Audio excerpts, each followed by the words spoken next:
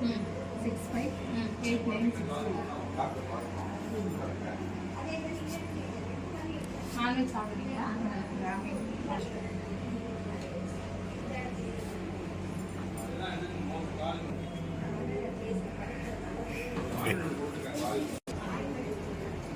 next